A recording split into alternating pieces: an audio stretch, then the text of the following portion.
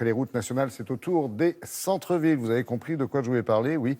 Centre-ville où là aussi la vitesse maximale est désormais revue et corrigée. C'est une tendance de fond. Ces derniers mois, Château-Thierry dans l'Aisne, Bègles en Gironde ou encore Villepreux dans les Yvelines sont passés de 50 à 30 km/h. Et aujourd'hui même, ce 30 septembre, eh bien, c'est au tour d'Amiens, la ville d'Amiens, de franchir le pas. À Grenoble, on a presque 4 ans de recul et ça fait l'unanimité, cette limitation de vitesse.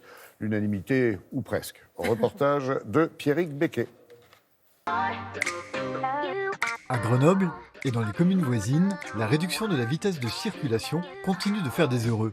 Une ville apaisée, à en croire les panneaux de bienvenue. Je pense que c'est pour moi une bonne mesure parce que je ne suis pas utilisatrice de la voiture. Donc je peux comprendre que les gens qui conduisent, ça puisse être un petit peu contraignant pour eux. Mais pour les personnes qui sont en transport en commun ou en vélo, effectivement, ça reste une bonne mesure. On se sent toujours un peu plus en sécurité quand les voitures roulent moins vite, tu vois. Et peut-être que ça améliore un peu la circulation des voitures aussi. En tant qu'utilisatrice de voiture, je ne respecte pas beaucoup cette limite de vitesse. Je trouve que c'est trop lent et du coup j'ai du mal à être à 30 km/h. Notre enjeu, le choix de la mesure dans le territoire, ça a été un enjeu de sécurité routière. Quand on roule à 30 km/h, la distance de freinage est 2 fois moins élevée que quand on roule à 50 km/h. Et le risque de choc avec décès est divisé par 9. Depuis la mise en place de la mesure, l'accidentalité a recommencé à baisser dans le territoire. Ça allait trop vite et on risquait de se faire accrocher. Et beaucoup de voitures ne respectaient pas les passages floutés, les feux orange et compagnie. Pour le vice-président de l'Automobile Club dauphinois, rouler à 30 km/h n'est pas toujours justifié. Une question de bon sens, selon lui. Quand vous roulez à 30 km/h à un endroit où on peut rouler plus vite, si vous respectez la limitation de vitesse, vous voyez passer les gens à côté qui vous doublent et régulièrement, en fait, on vous klaxonne, voire on vous engueule.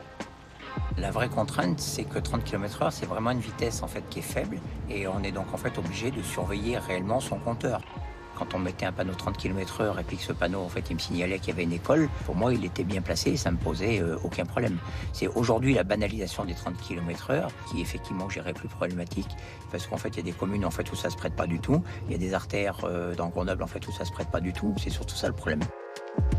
L'enjeu est de pouvoir changer nos modes de déplacement. C'est une des étapes, et pas la seule, qui permettra que chacun puisse moins utiliser l'automobile pour certains de son parcours. Vous savez, la marche représente 60% de nos déplacements dans les villes.